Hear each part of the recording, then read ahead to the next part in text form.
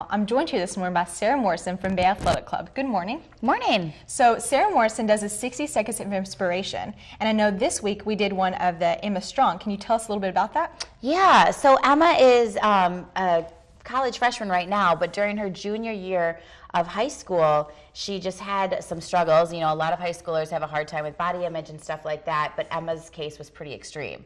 And it was so surprising because she has a loving family, a great support group. She did awesome in school, but it just got to the point where she really became withdrawn. She was running 10 miles a day on a treadmill, restricting her calories.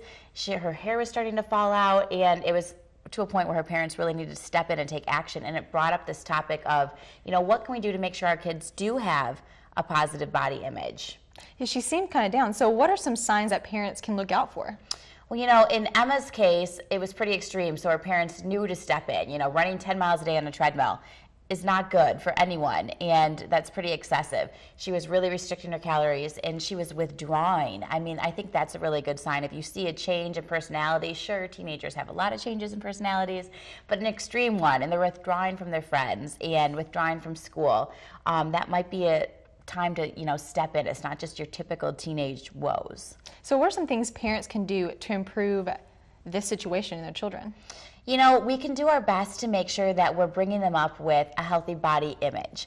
And it's something I think about a lot more now as well. I have a 19-month-old daughter, and she is the biggest copycat in the world. Like, kids mimic what you do. So you've got to just remember that.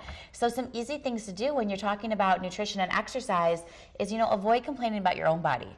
I think back to my mom. I never heard her ever complain about her body or ever like use the word diet. It was more like, this is a healthy food, this is an unhealthy food, this is more of a treat. So just think about how you're talking about your own body, because they're going to do exactly that.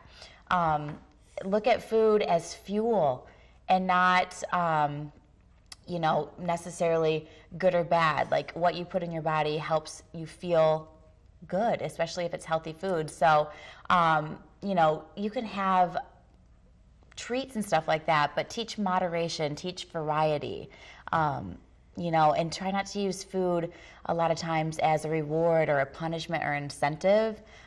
It's easy to do that. I've caught myself doing that with my own daughter a couple times because she would love some animal crackers, and it can get them to do what you want.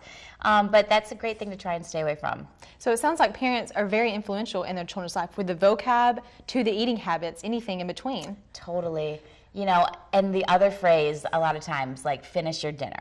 You know, that's so common, like, you can't leave the table until you finish your dinner. Of course, if your child needs to eat more just to get through the day, of course, but sometimes they might be full. Like, tune into that. If they're full, like, that's okay. We want to listen to our bodies when we're full and not eat everything. It's okay to have some food left on the plate. True, and you don't want to overdo it. Do you have any tips as to what kind of healthy snacks or foods that children should eat? Definitely. I mean, fruits and vegetables, you can't go wrong with them, especially vegetables. You know, let your kids try a variety of things so they can really get excited about fruits and vegetables. You know, stay away from fruit roll-ups and packaged treats and things that are typical after-school snacks like Pop-Tarts, and, you know, let them grab a piece of fruit or maybe even a sandwich that you make yourself.